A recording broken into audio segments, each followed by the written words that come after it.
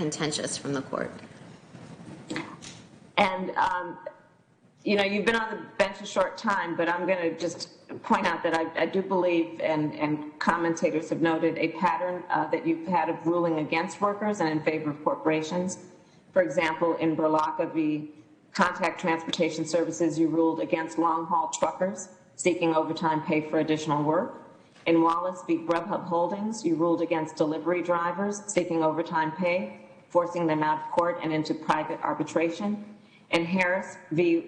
YRC Worldwide, you ruled against 4 black truck drivers who alleged their employer assigned them less desirable routes when compared to their colleagues. And Smith v. Illinois Department of Transportation, you ruled against a black worker who was called a racial slur by his supervisor. And in fact, if you go on, according to an independent analysis of your decisions, Judge, it appears you have sided with business interest over workers and consumers in about 85% of your business-related cases.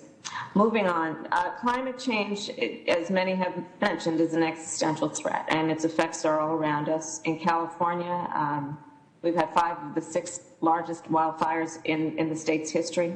31 people have been killed by wildfires in California since August alone, including at least 2 firefighters and a helicopter pilot.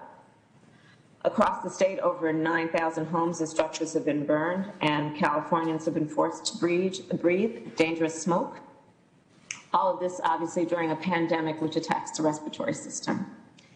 But rather than work to combat climate change, the Trump administration has rolled back environmental protections and removed the term climate change from government agency websites, including the EPA.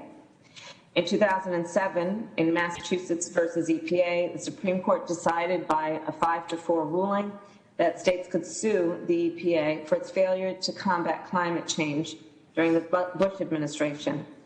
Justice Ginsburg was the crucial 5th vote in that case. Following that ruling, the EPA responded by unequivocally finding that climate change and its impacts are a danger to the public health and welfare. Justice Barrett, yesterday you said that, quote, you have read things about climate change, but you would not say you have firm views on it, unquote. In response to Senator Blumenthal today, you said, quote, you are not competent to opine on what causes global warming, and that you, quote, don't think your views on global warming or climate change are relevant to the work you do as a judge. I certainly do believe your views are relevant, and I'm very concerned about your statements. Since the Massachusetts v. EPA case, scientific consensus has grown even more and stronger that climate change is real, and it is caused by man-made greenhouse gas pollution, and it poses significant threats to human life. If a case that comes before you would require you to consider scientific evidence, my question is, will you defer to scientists and those with expertise in the relevant issues before rendering a judgment?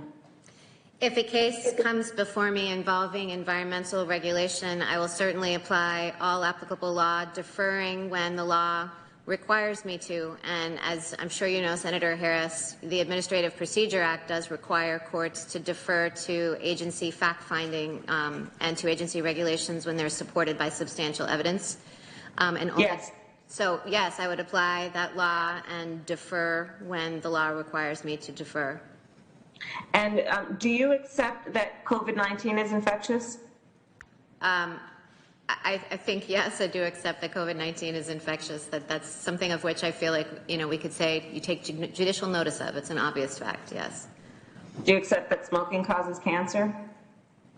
I'm not sure exactly where you're going with this, but, the notice that smoking causes... The question is what it is. You can answer it if you believe yes or no. Senator Harris, yes, every package of cigarettes warns that smoking causes cancer.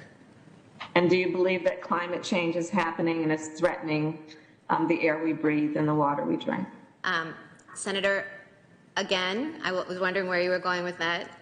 You have asked me a series of questions that are completely uncontroversial, like whether COVID-19 is infectious, whether smoking causes cancer, and then trying to analogize that to eliciting an opinion on me that is a very contentious matter, opinion from me that is on a very contentious matter of public debate, and I will not do that. I will not express a view on a matter of public policy, especially one that is politically controversial, because that's inconsistent with the judicial role, as I have explained. Thank you, Judge Barrett, and you've made your point clear that you believe it's a debatable point.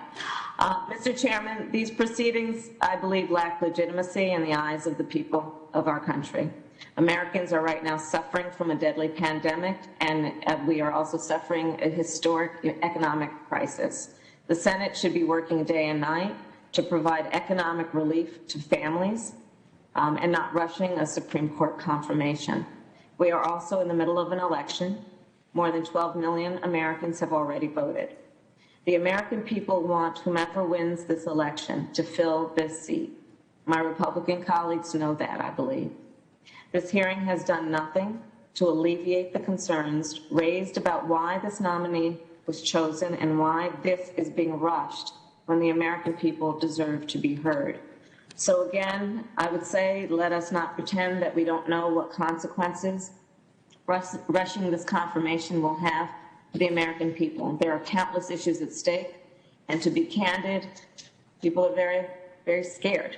They are scared that allowing President Trump to jam this confirmation through would roll back rights for generations, scared about what it means to the future of voting rights, about what it means for civil rights, for workers' rights, for consumer rights, for climate change, and the right to a safe and legal abortion, not to mention access to health care regardless of income or pre-existing conditions. They are also deeply concerned about what this means for our nation's continued pursuit of the timeless principle, equal justice under law. And I share those concerns. Sadly, my Senate Republican colleagues are doing, I believe, great harm with this illegitimate process. And if they are successful, it has the potential to do great damage. And I believe that damage is to the people of our country and to the United States Supreme Court. Thank you, Mr. Chairman.